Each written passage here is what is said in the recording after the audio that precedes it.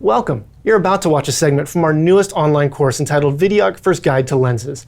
We have it, our newest course, along with many other great online courses about just about anything you need to know about video production. If you enjoyed this segment, want to know more about this or many other great video production topics, go to Videomaker.com. You'll be glad you did. Thanks for watching. For more great content, go to Videomaker.com. 4 times the video. Articles, forums, reviews, and more. Videomaker.com.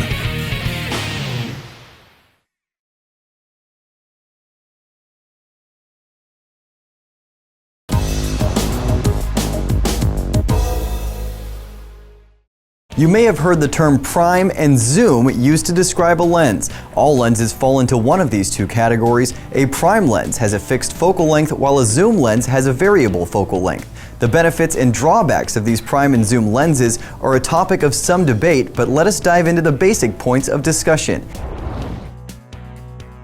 A prime lens is defined as having a fixed focal length. What that focal length is can vary greatly, coming in super wide focal length all the way up to telephoto. The main factor to consider with a prime lens are maximum aperture, image quality, versatility, and cost. The major areas where primes perform best are maximum aperture and image quality. They tend to have a larger maximum aperture. That larger maximum aperture will make it easier to get a shallow depth of field and will perform well in low light conditions, offering less grain to get proper exposure.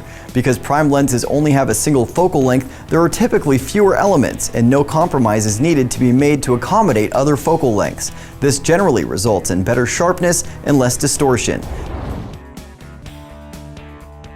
A zoom lens is defined by having a variable focal length. They have complex mechanics and can be physically longer. It's simple to find out the focal length as they are printed on the lens. This lens is labeled 24mm to 105mm, which means it has a 24mm focal length when fully zoomed out and a 105mm focal length when fully zoomed in, and can achieve any focal length in between the two. There are 2 different types of zoom lenses, parfocal and varifocal. A parfocal zoom holds its focus as you change the focal length, whereas a varifocal zoom shifts focus as you zoom. Varifocal zooms are more typical in photography-based lenses, and cinema zoom lenses are parfocal as defined by not changing focus over the throw or zoom of the lens.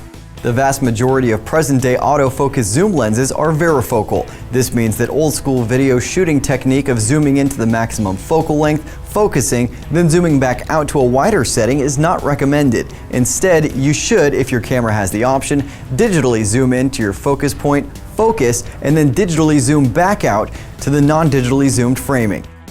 So what will you choose, prime or zoom? Let's weigh their pros and cons. Prime typically offer a larger maximum aperture. However, zoom lenses offer more focal lengths because of their versatility. To be able to shoot at custom focal lengths without purchasing additional lenses or not having to switch lenses can be a great benefit, especially if you're shooting in unpredictable situations. Prime lenses tend to be less expensive, but you'll need to buy multiple lenses to get the focal length flexibility of a single zoom lens. No matter what you choose, there are strengths and weaknesses to each choice.